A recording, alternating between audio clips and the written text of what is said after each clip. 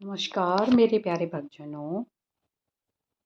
आज नवरात्रि का पहला दिन है और आज का दिन माता शैलपुत्री का होता है। आज हम माता शैलपुत्री की कथा के बारे में जानेंगे। नवरात्रि के 9 दिन भक्ति और साधना के लिए बहुत पवित्र माने गए हैं। इसके पहले दिन शैलपुत्री की पूजा की जाती है। शैलपुत्री हिमालय की पुत्री हैं, हिमालय पर्वत का राजा है। वह अडिग है, उसे कोई हिला नहीं सकता है। हम भक्ति का रास्ता चुनते हैं तो हमारे मन में भी भगवान के लिए इसी तरह का अडिग विश्वास होना चाहिए, तभी हम अपने लक्ष्य तक पहुंच सकते हैं। यही कारण है कि नवरात्र के पहले दिन शैलपुत्री की पूजा की जाती है। माँ शैलपुत्री का स्वरूप।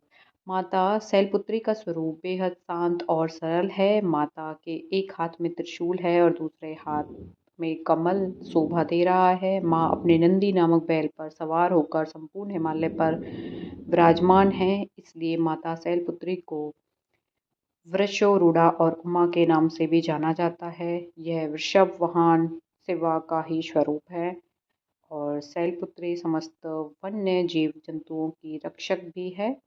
माता शैलपुत्री ने घोर तपस्या करके ही भगवान शिव को प्रसन्न किया था। शैलपुत्री के अधीन वे समस्त भक्तगण आते हैं जो योग साधना तप और अनुष्ठान के लिए पर्वतराज हिमालय की शरण लेते हैं।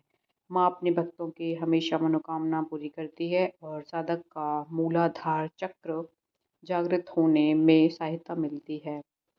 माता शैलपुत्री की कहानी। माँ शैलपुत्री सती के नाम से भी जानी जाती है।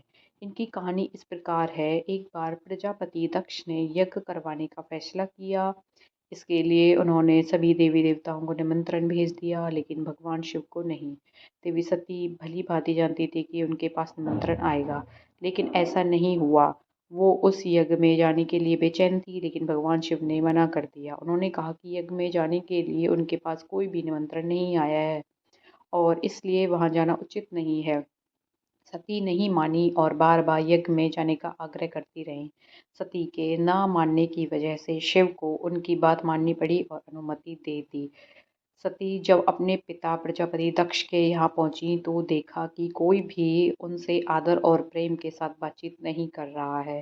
सारे लोग मुंह फेरे हुए हैं और सिर्फ उनकी माता ने स्नेह से उन्हें गले लगाया।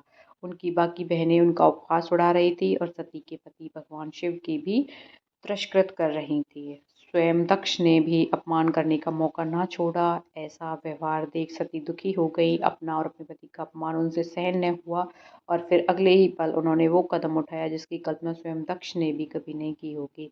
सती ने उसी यज्ञ की अग्नि में खुद को सुहा कर अपने प्राण त्याग दिए। भगवान शिव को जैसे ही इसके बारे में पता चला तो वो बहुत दुखी हुए। दुख और गुस्से की ज्वाला में जलते हुए शिव ने उस यज्ञ को ध्वस्त कर दिया। इसी सती ने फिर हिमालय के यहाँ जन्म लिया और वहाँ जन्म लेने की वजह से इनका नाम शैलपुत्री पड़ा। शैलपुत्री का नाम पार्वती भी है। इनका विवाह भी भगवान शिव से हुआ है। माँ शैलपुत्री का वास काशी नगरी वाराणसी में माना जाता है। वहाँ शैलपुत्री का एक बेहद प्राचीन मंदिर है जिसके बारे में मान्यता है कि वहाँ यहाँ माँ शैलपुत्री के सिर्फ दर्शन करने से ही भक्तजनों की मुरादें पूरी हो जाती हैं। कहा तो यह भी जाता है कि नवरात्र के पहले दिन यानी प्रतिपदा को जो भी भक्त माँ शैलपुत्री के दर्शन करता है उसके सारे वैवाहिक जीवन के कष्ट दूर हो जाते हैं। चूँकि माँ शैलपुत्री का वाहन वृषभ है इसलिए उन्हें वृषारूढ़ा भी कहा जाता है। इनके बाएं हाथ में कमल और दाएं हाथ में त्रिशूल रहता है। जय माता दी।